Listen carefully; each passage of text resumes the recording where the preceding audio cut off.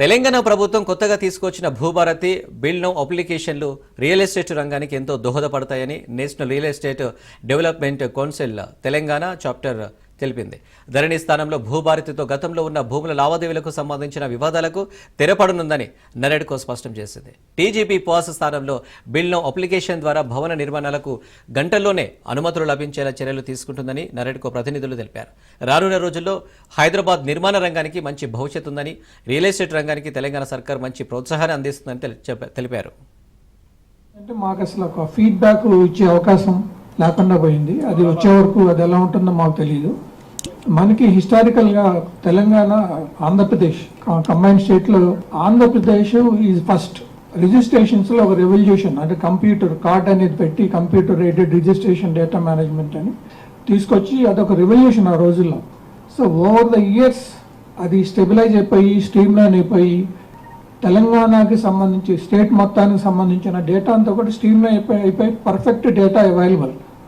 ధరణి తీసుకొచ్చేటప్పుడు ఆ data మైగ్రేషన్లో cut off data అనేది ఏం తీసుకున్నారో కానీ సర్ప్రైజింగ్గా నేను ఒక లేఅవుట్ చేసి లేఅవుట్ అమ్మేసి ప్లాట్లు అయిపోయిన ల్యాండ్ అని సడన్గా నేను ఎవరి దగ్గర కొన్నానో వాళ్ళ పేర్లు ధరణిలోకి వచ్చినాయి. వాళ్ళు పాస్బుక్లు ఇచ్చారు, వాళ్ళు మళ్ళీ అమ్ముకున్నారు.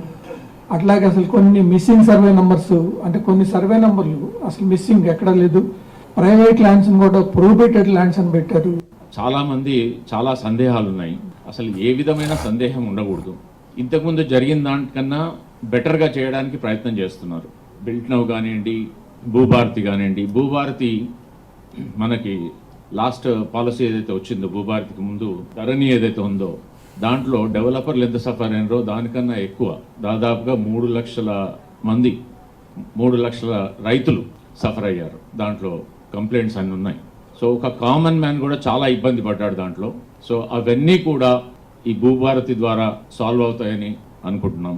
RRR రీజనల్ రింగ్ రోడ్, ఇంతకుముందు డిపిఆర్ ప్రకారంగా అది 4 లేన్ రోడ్ ఉండింది. దాన్ని ఇప్పుడు 6 లేన్ చేశారు. 6 లేన్ 210 మీటర్స్. నార్థన్ కారిడార్ 164 కిలోమీటర్లు. ఆల్రెడీ టెండర్స్ పిలిచారు.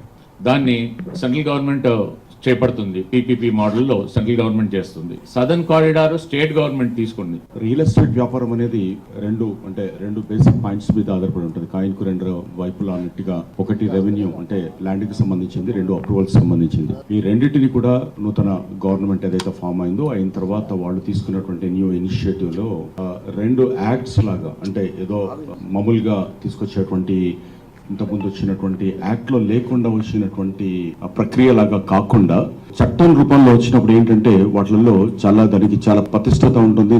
దానికి సంబంధించినటువంటి పూర్వాపరాలు, లీగల్ కాంప్లికేషన్స్ ఏమేమి ఉంటాయో అన్ని చూసుకొని వచ్చే అవకాశాలు ఉంటాయి. ఆ రకంగానే ఇప్పుడు రెవెన్యూకు సంబంధించింది భూభారతి అని కానివ్వండి, అది అందరికీ తెలుసు, మీ అందరికీ కూడా తెలుసు. ప్రతిరోజు మనం చాలా పుంఖాలుగా మనం దాని మీద రకరకాల కథనాలు మీరు ప్రచురించారు. సామాన్య ప్రజల నుంచి ఒక మారుమూల పల్లెటూరులో ఉన్న వాళ్ళందరి నుంచి సిటీలో ఉన్న వాళ్ళందరూ కూడా మనం సఫర్ అయ్యాం. బట్ అది ఇనిషియేట్ చేసిన తర్వాత